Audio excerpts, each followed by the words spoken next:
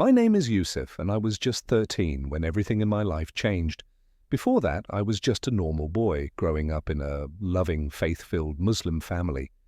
We lived in a small neighborhood, surrounded by familiar faces and the comfort of daily routines. My days were filled with school, chores, helping my mom, teasing my younger brother, and memorizing verses from the Quran under the patient guidance of my father. Our home was humble but deeply rooted in tradition, and there was a peaceful rhythm to it all. Early morning prayers, warm meals shared, the sound of my mother softly reciting surahs in the kitchen, and the way my father bowed his head so sincerely during Salah. I never questioned what I was taught. I believed in Allah, I believed in the words of the Prophet, and I didn't feel the need to ask deeper questions or look elsewhere. Faith, for us, wasn't something to debate. It was simply the way of life. It was in how we dressed, how we spoke, how we treated our elders, and how we greeted our neighbors. I took comfort in that structure, in knowing what was expected of me, and doing my best to be a good son. But even with all the devotion and routine, I now realize I never really asked the deeper questions. Who is God, really? Does he speak? Can he know me personally? At 13, I wasn't thinking about things like that. I thought I knew God because I prayed, because I followed the rules. I thought that was enough. Then came the sickness. It started small. I woke up one morning with a sore throat and body aches.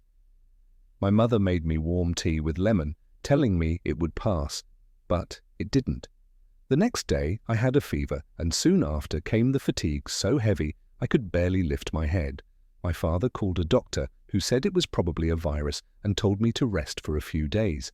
I lay in bed while my mother wiped my face with a cool cloth and whispered soft prayers, prayers I had heard all my life. I wanted to believe that I would get better, that I'd be up and laughing again soon. But the days blurred together. My body grew weaker, my appetite vanished, and the fevers came and went like waves. Sometimes I would wake up drenched in sweat, unsure of what day it was. My younger brother would peek into my room, eyes wide with worry, but he was kept away most of the time so he wouldn't catch what I had. One evening, my father brought the imam from our mosque to pray over me. He placed his hand gently on my head and recited verses I had memorized myself.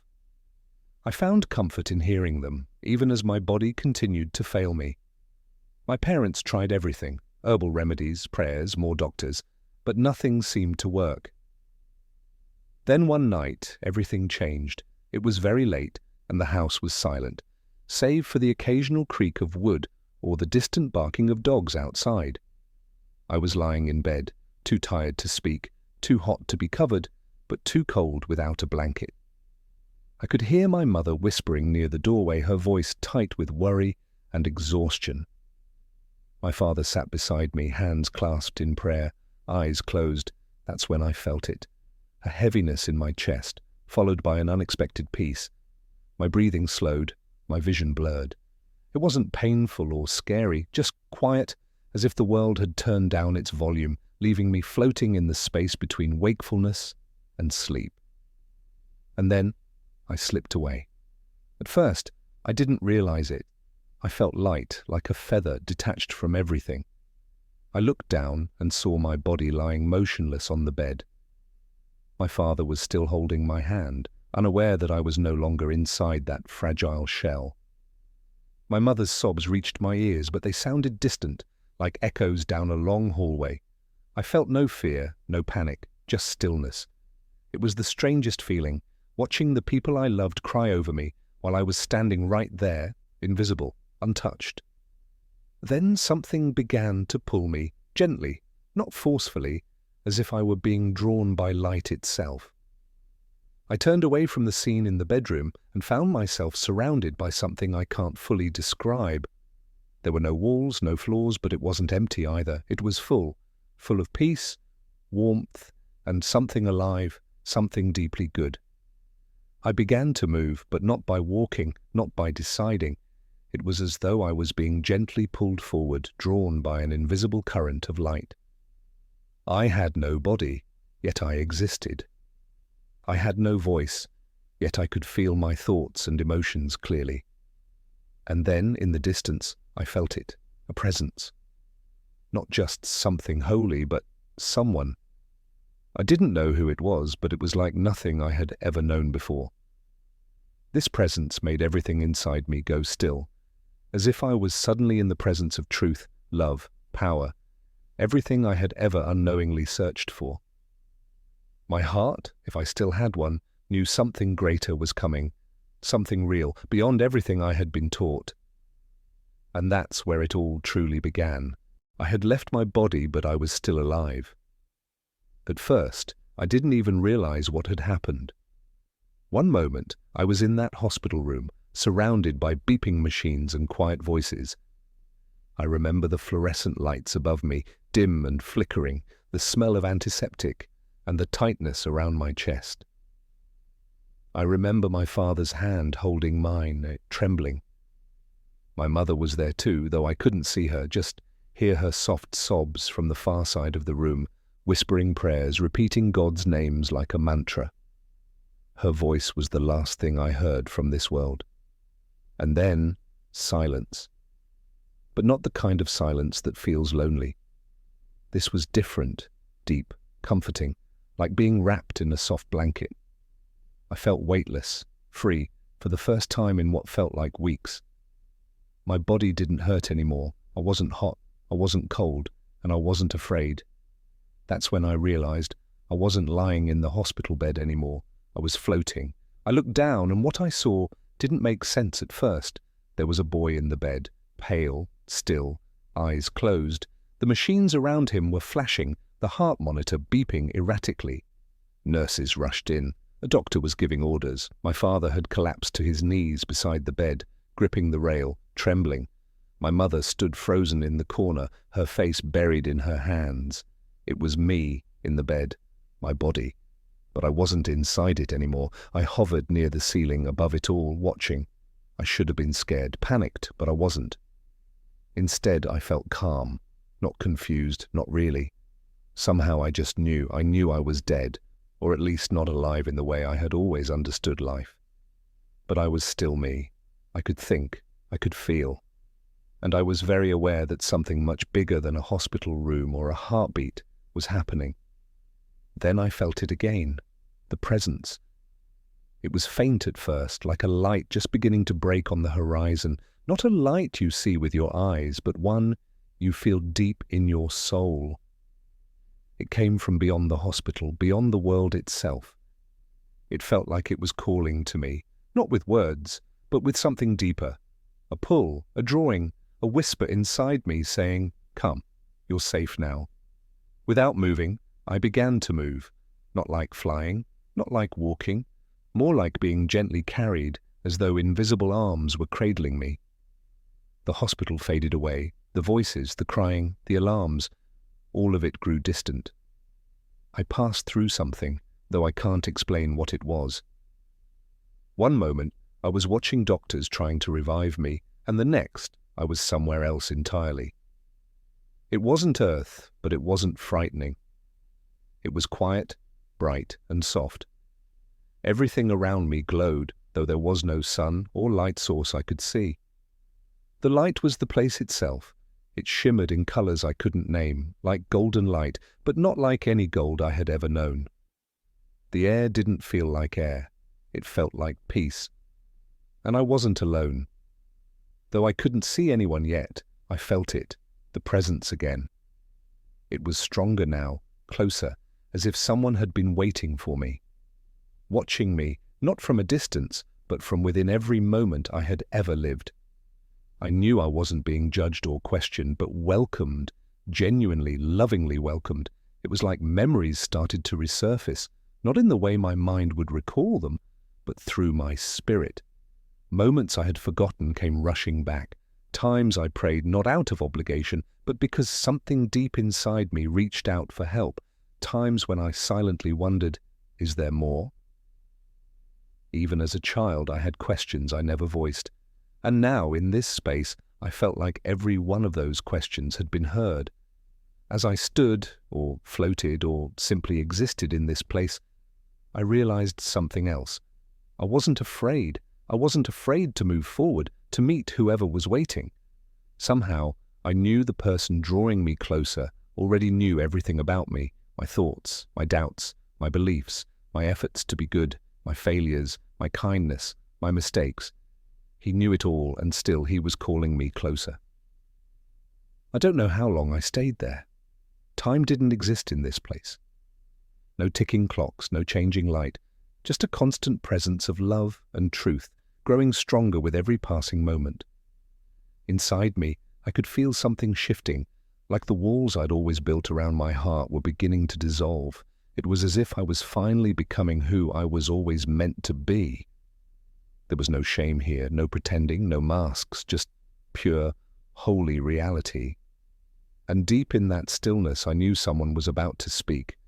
Someone who had been waiting for me since before I was born. The presence grew brighter, stronger.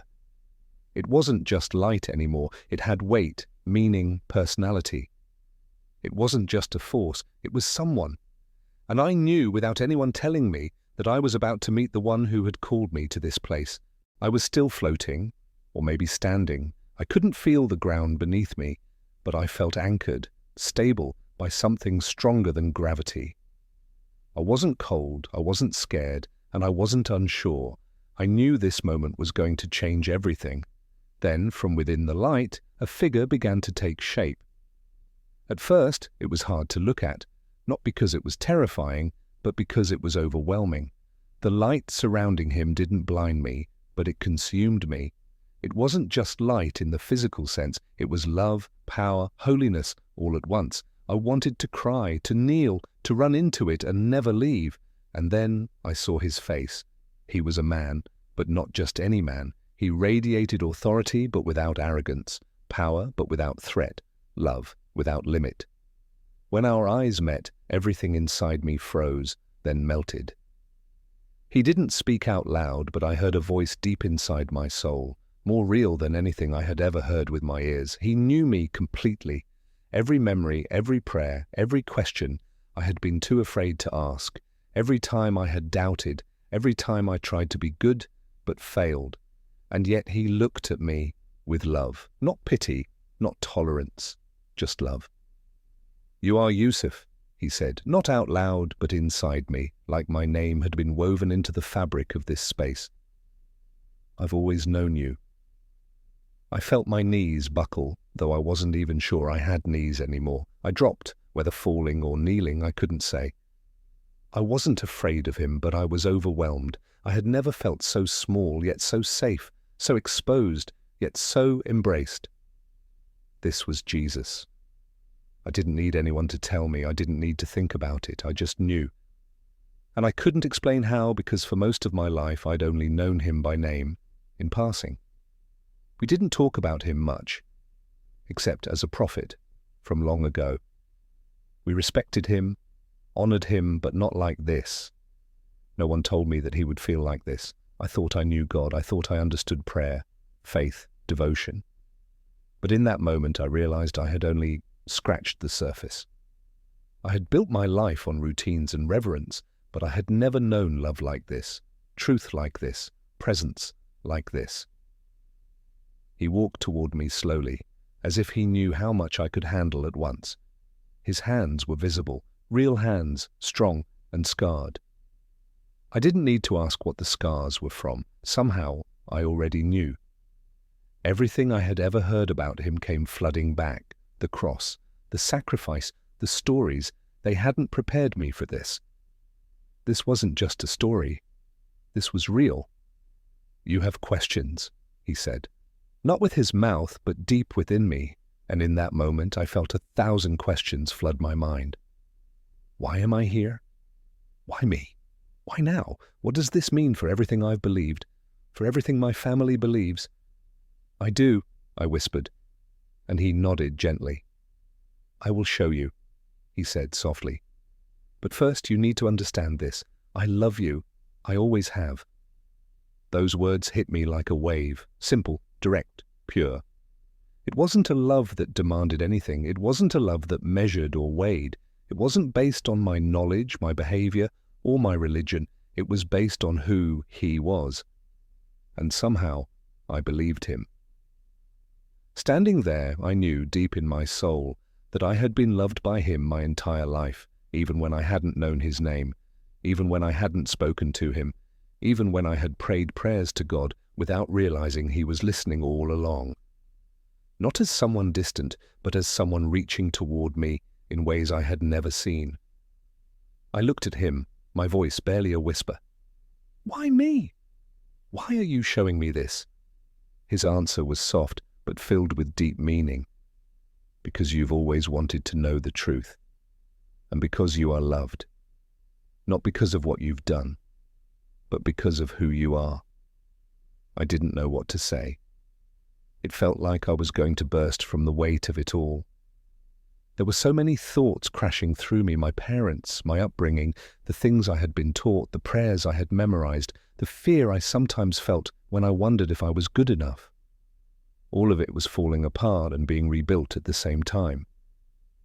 Then he did something I didn't expect. He stepped closer and reached out his hand. I didn't hesitate. I took it. His hand was warm, real.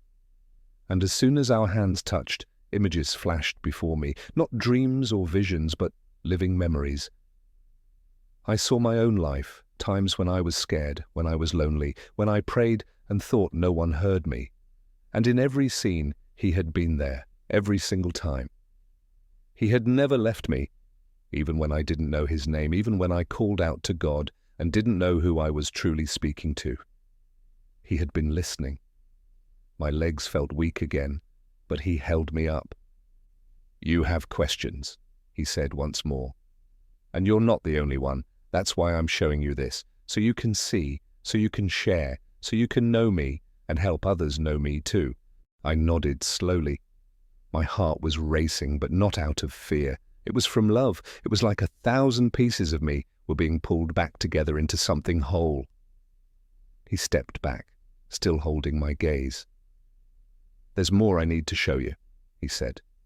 And I knew this was only the beginning. He didn't rush me.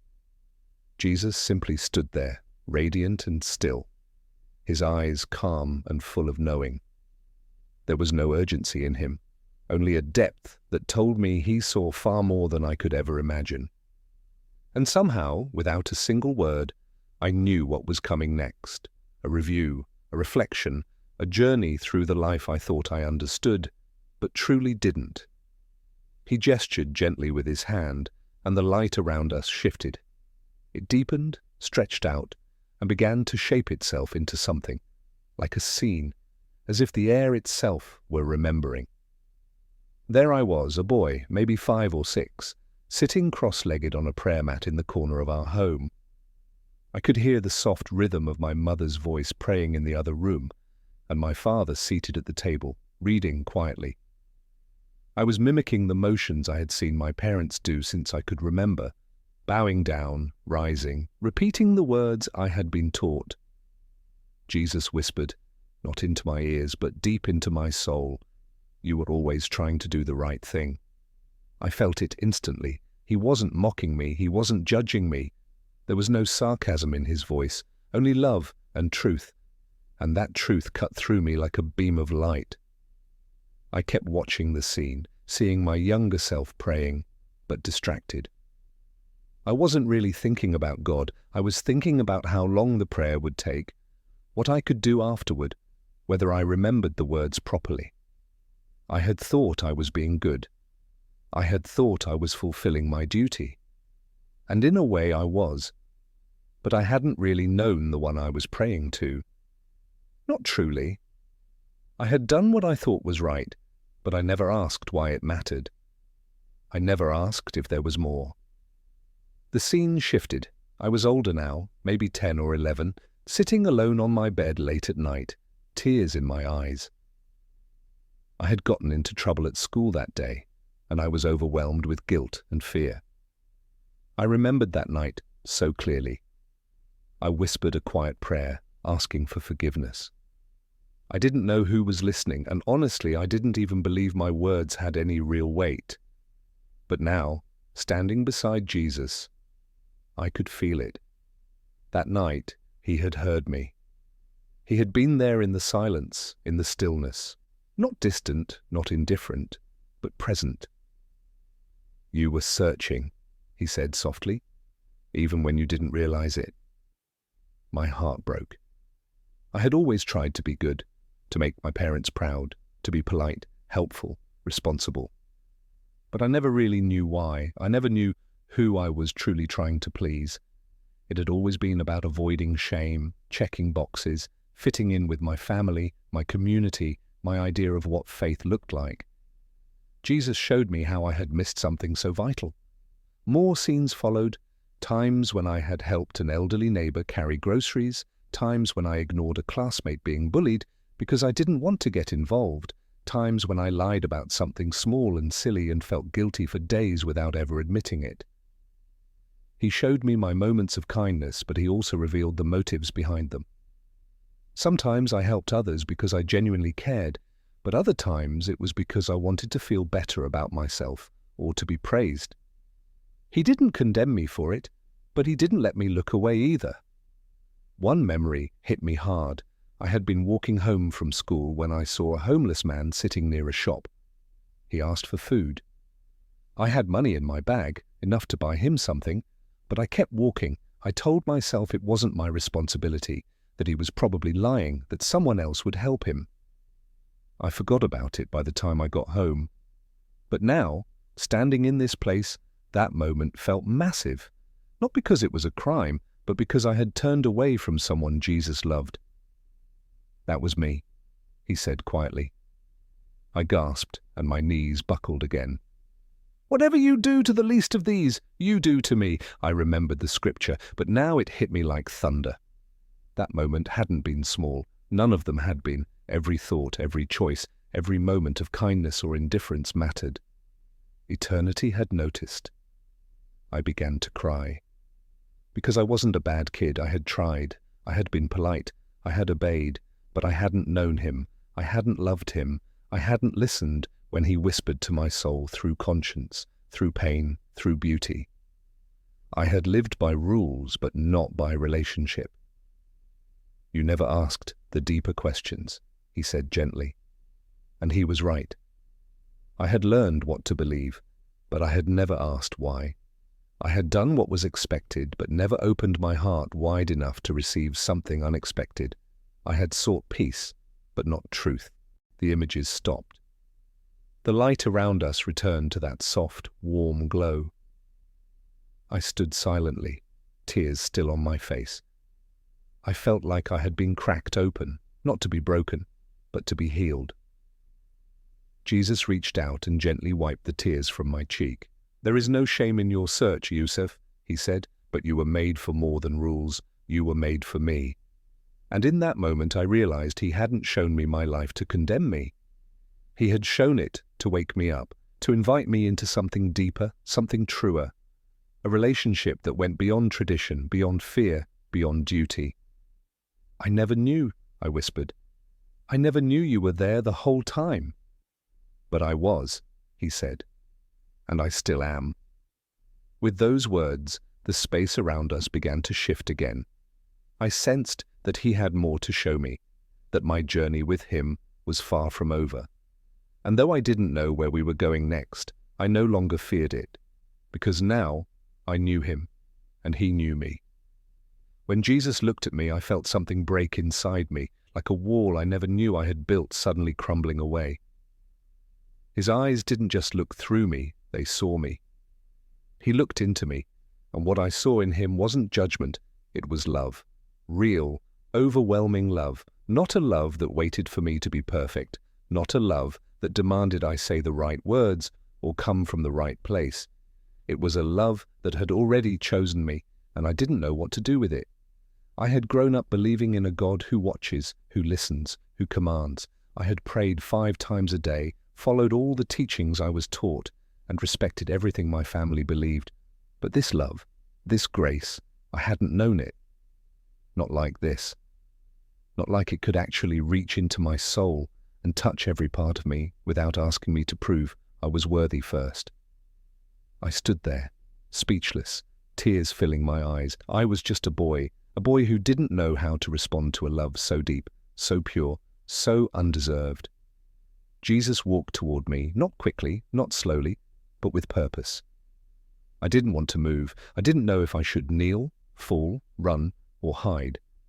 But none of those options mattered, because the moment he stood in front of me, he did something I didn't expect. He smiled, a kind, strong, fatherly smile.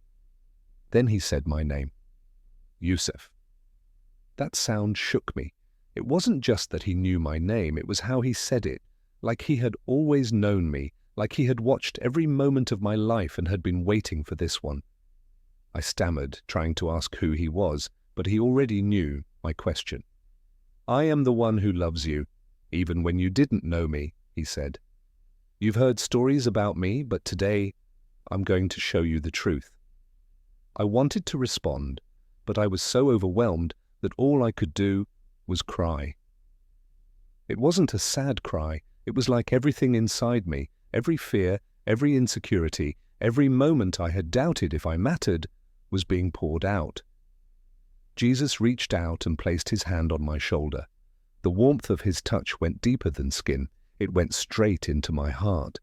And suddenly, I believed him. But I didn't know you, I whispered. He nodded gently. And yet I knew you. I've walked beside you every day.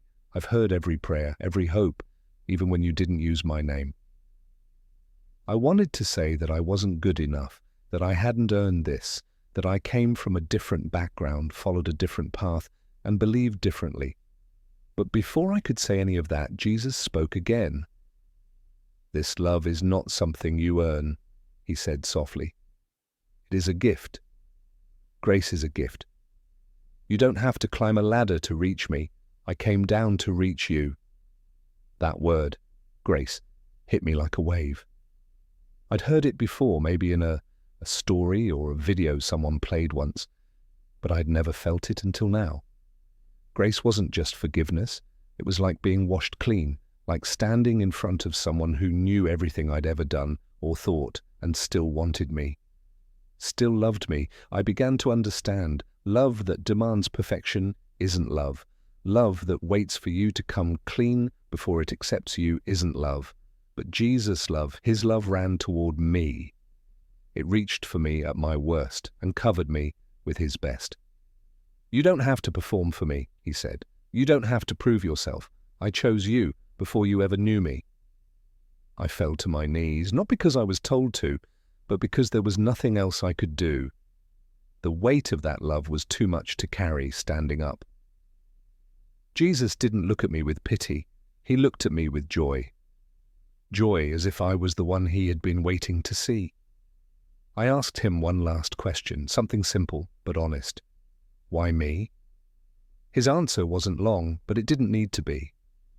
Because I love you, he said. And because there are others like you, wondering, hoping, searching. They need to know that I'm not far away. I'm closer than they think. In that moment, I knew something was changing, not just around me, but inside me. The boy who had walked into that light unsure and uncertain was not the same boy anymore. Something had been reborn. Something new had begun. Jesus gently took my hand, and without needing any words, I knew we were going somewhere. We were no longer standing in that place of light and peace. Everything around us shifted, not suddenly or violently, but with a kind of sacred weight, like the turning of a page in a holy book. The atmosphere was changing. The atmosphere around us grew even more still, yet it was charged with a sense of awe. And then, right in front of me, a scene began to unfold, not like a movie or a vision on a screen, but as if I were truly standing there, at the edge of something vast and eternal. The first place Jesus brought me to was more beautiful than anything I could have ever imagined.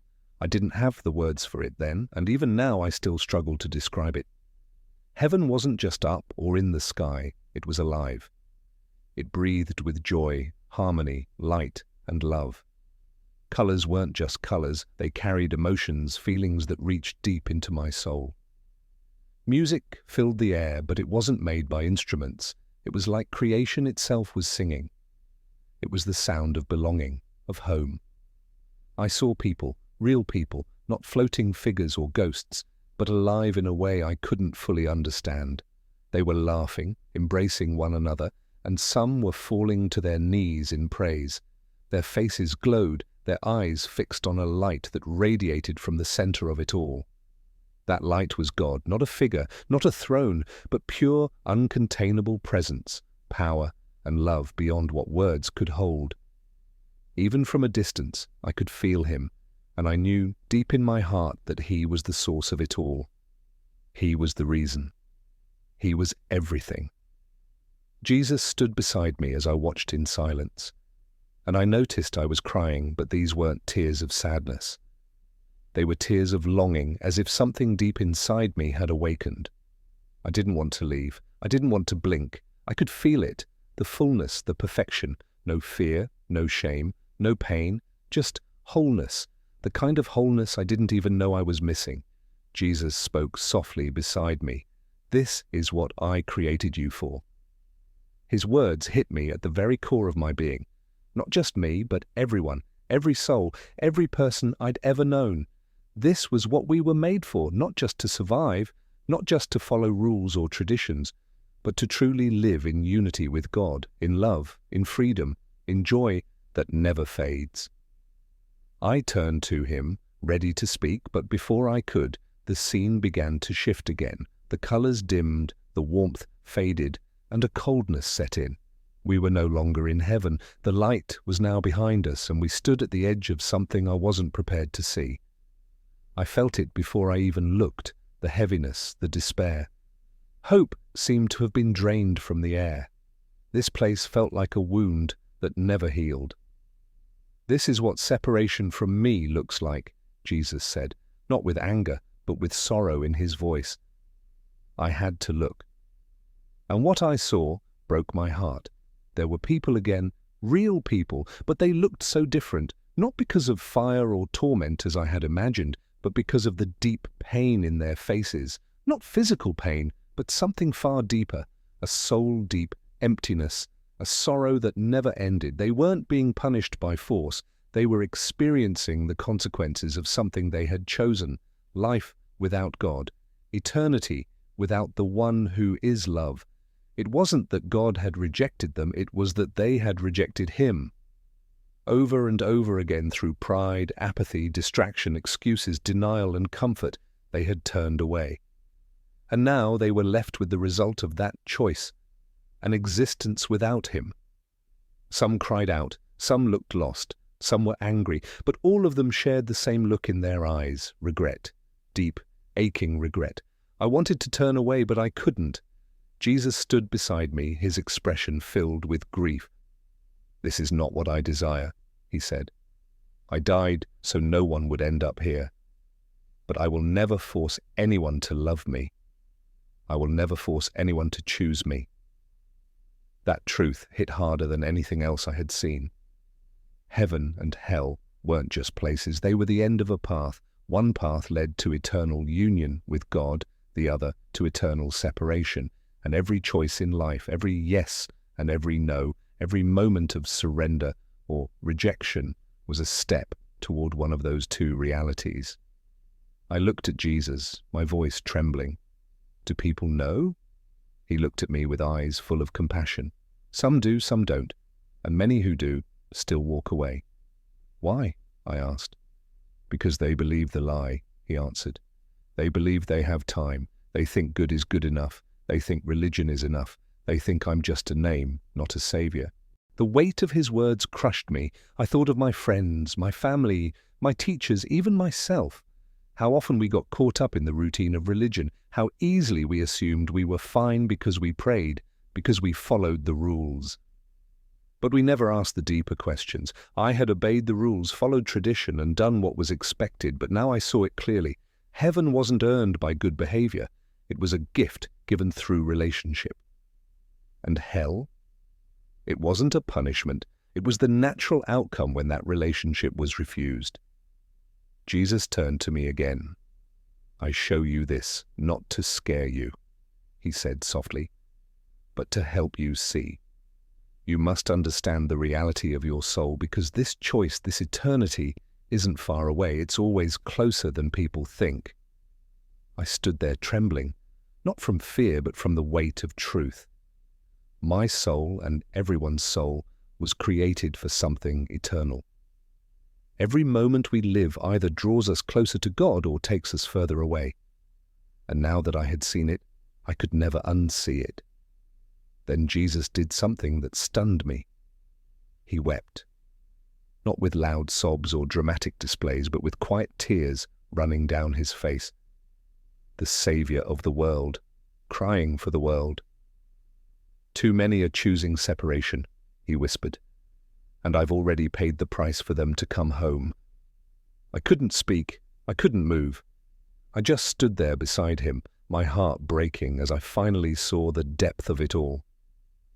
With eyes wide open for the first time, I knew without a doubt that what we choose in this life matters forever. Jesus stood beside me as the light shifted again, and I felt a stirring in the air, like something important was about to unfold. I had already seen heaven, and I had seen hell. My heart was heavy with the weight of both, but this next moment was different. He was going to show me something else, the world, our world, not from the ground, but from his perspective. Everything around us changed once more. I found myself looking down, but not in the way you would look at a map or out of an airplane window. It was like seeing the world through the lens of the Spirit. I could see the hearts of people glowing faintly. I could sense entire nations pulsing with energy, confusion, fear, and noise. It wasn't just the physical world I was seeing. It was as though I could see beneath it, through it. There was so much movement, so much noise, so much distraction. People were busy, so incredibly busy. They were running, scrolling, worrying, glued to screens with blank expressions, reading headlines with fear in their eyes. They clung to routines, comforts, and conversations that occupied their minds but left their hearts untouched. It was like the whole world was humming, but no one was really listening to the truth. "Do you see it?" Jesus whispered. I nodded slowly, overwhelmed. "And asleep," he said softly. That word hit me. Asleep. Not physically asleep, but spiritually numb, spiritually distant. Eyes open, but hearts closed. I saw families eating dinner together, but barely speaking. Churches filled with people, many of whom were just going through the motions. Teenagers alone in their rooms, scrolling endlessly. Adults working, buying, building, but chasing things that never truly filled them. And then I saw something else. Young people. Kids, not much older or younger than me. Some laughing, some hurting, some pretending to be strong but clearly lost. I saw myself in them, their questions, their quiet prayers that no one knew about. The moments they looked up at the ceiling, wondering if God was real, if life had meaning, if anyone saw them. Jesus showed me one girl in particular. She was sitting on her bed, tears in her eyes, whispering, "I just want peace." She looked so normal, so average, but inside she was crying out. I wanted to reach through that moment and hold her hand. That's when Jesus said something that marked me forever. "They're looking for peace," he said, "but they don't know me." The sorrow in his voice broke me, because I understood it was me too. I had believed in God my whole life. I had followed prayers, respected religion, and tried to be a good person, but I hadn't known him. Not like this, not personally, not in relationship, not in truth. And now I saw that millions were doing the same, following rules, following traditions, hoping that maybe that would be enough. But inside, their hearts were still aching, still empty, still searching for something they didn't even know they were missing. Jesus showed me places around the world, crowded cities, quiet villages, busy churches, darkened rooms, where people were stuck in the same cycle, trying to fill the void with things that could never truly satisfy. In all of them I saw the same hunger, the same ache. They were searching everywhere, but the one place where peace actually lives, in him, was missing. "They need more than routine," Jesus said gently. "They need me, but too many are settling for good enough. They've accepted a version of faith that doesn't transform them, that doesn't lead them to the Father.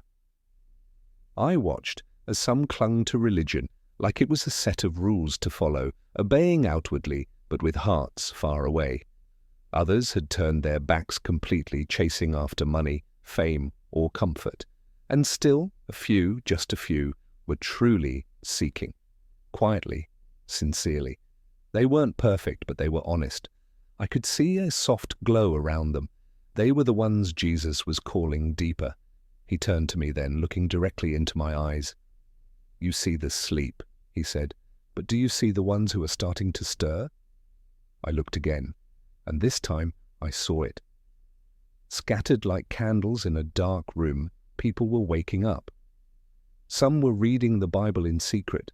Others were whispering real prayers from the heart.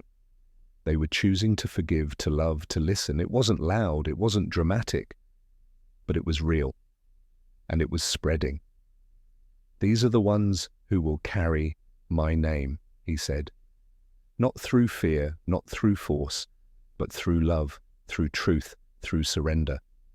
I felt small, unworthy, yet more alive than I had ever felt, because I knew now that what I had seen wasn't just for me. It was for all of us. The world wasn't hopeless, but it was asleep. And Jesus was calling it to wake up, not with fear, not with warnings, but with truth and love. The reality that he is not just a story, he is real and he is near.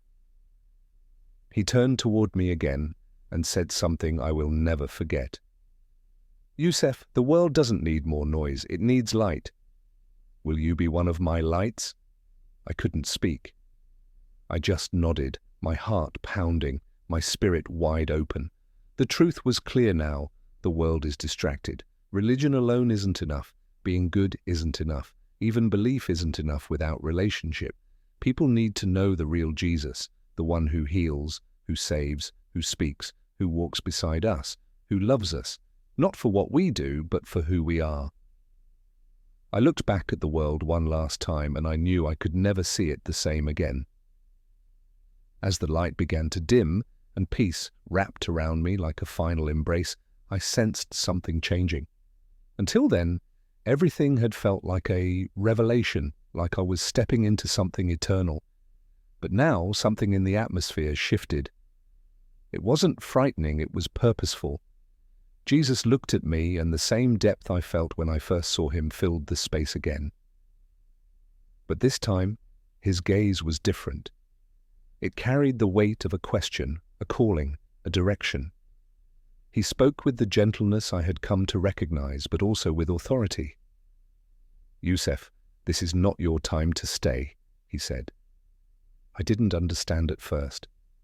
The thought of leaving his presence filled me with sadness. How could I go back to the world after this? After seeing what I had seen, feeling what I had felt? How could anything compare? My voice trembled as I asked, "But why would I leave, Lord? Why send me back when I've only just come to know you?" He didn't answer with logic, but with love. "Because there are others like you," he said, "people who know about God but don't yet know my heart. They've heard my name, but they haven't felt my presence. They're ready. They just need someone who understands where they're coming from." His words stirred something inside me. Purpose, not a burden. He continued, "They put their trust in many things, tradition, rules, fear, even confusion. But what I want is their heart." I stood in silence, letting it all settle inside me. My whole life I had tried to be faithful, to follow what I had been taught. But in the presence of Jesus, I saw clearly that faith wasn't meant to be a checklist or a duty. It was meant to be a relationship. And that relationship he wanted me to carry back to those still searching, still unsure, still afraid. I didn't feel ready. I was just a boy. What could I possibly say that would matter? But Jesus knew my thoughts. "Your age is not a limitation," he said. "Your story is your message. Speak it with love. Live it with humility. Let people see me through you. Your kindness, your peace, your courage, these aren't found through arguments, but through truth lived out loud." Then he reached toward me, not physically, but in a way I can't quite explain, like he was placing something deep within me. I felt a burning in my chest.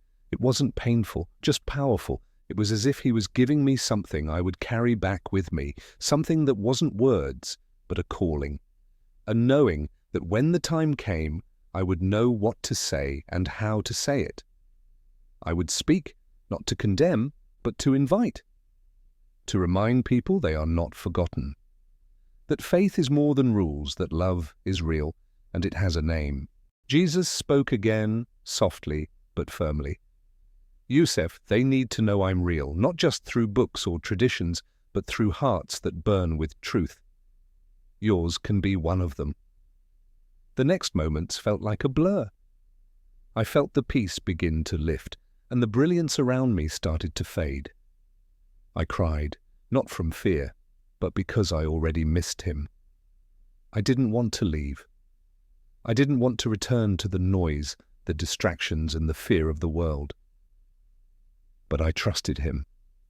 If he said there was more for me to do, then I would go, not because I felt strong, but because I knew he would be with me, even when I couldn't see him with my eyes. And just like that, the pull of his presence shifted. It was like I was being carried backward gently, but swiftly, through light, memory, and silence. I didn't resist. I surrendered to the mission, still unsure of the how, but certain of the why. When my eyes opened again, the first thing I heard was the beeping of machines and the quiet sobs of my mother beside me. Her hand was clutching mine. Doctors were whispering, nurses moving quickly, but all I could feel was the presence of Jesus still inside me. I had returned, but I wasn't the same. The world looked different when I opened my eyes. The hospital ceiling above me was stark white, glowing under harsh lights, but it didn't feel real, not compared to where I had just been. Everything felt heavier, denser, as though my body didn't know how to hold what I had just experienced. I blinked slowly, adjusting to a world I thought I might never see again. The first face I saw was my mother's. Her eyes were red and swollen, and her hand gripped mine so tightly I could feel her pulse racing. "Youssef," she whispered, like she didn't dare believe it was really me. Her tears fell quickly, landing on the blanket over my chest. Within moments, my father was at her side. His face looked older, drawn with worry and exhaustion, but now it softened with awe. Doctors rushed in, nurses whispered, "Unbelievable," and then they were gone. I didn't fully understand it at the time, but apparently I had flatlined for longer than anyone thought I could survive. They had prepared for the worst, but here I was, alive, eyes open, breathing, alert. They ran tests and checked machines, but nothing could explain why I was there, looking back at them, except that I knew. I remembered everything. I remembered the moment I left my body, the sensation of floating, light, free, at peace. I remembered the light, the presence, the voice, the love. I remembered Jesus, and I remembered the words he left me with. They need to know I'm real. I didn't speak right away, not because I was afraid, but because I didn't know how. I was only 13. What could I possibly say to adults, to my family, to anyone that wouldn't sound impossible? So I sat in silence for a while, but inside everything was stirring. My prayers changed. I didn't just recite them the same way anymore. I didn't repeat words like I used to. I spoke from my heart, sometimes with tears, sometimes in silence, but always with honesty. I no longer feared God the way I had before, not as a distant judge, but now I longed for him. I missed Jesus. I missed the warmth of his gaze, the calm of his voice, the truth that came, not like thunder, but like light. I started seeking him, not out loud at first, but quietly. I read stories about him. I found a New Testament hidden beneath some older books in the community library. I began writing down questions. I asked him things in prayer, and somehow people started to notice I had changed. I didn't get angry like I used to. I didn't chase after popularity, and I stopped worrying about being left out. There was a peace in me that hadn't been there before. My parents thought I was still recovering, and in many ways I was, but not just physically. My soul had transformed.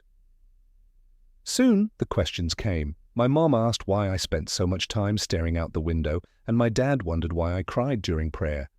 I shared bits and pieces with them, just enough to let them know something powerful had happened, but not everything, not yet, because I knew this wasn't just a story to be whispered in private. This was a story meant to be shared. Jesus had told me they need to know I'm real, and now I speak. I speak through videos like this, through journals, through the stories I tell in the quiet corners of classrooms. I speak with love, not to argue or fight, but to invite others to discover that there's more to life, that love is real, grace is possible, and Jesus is still speaking. He's still calling hearts to him.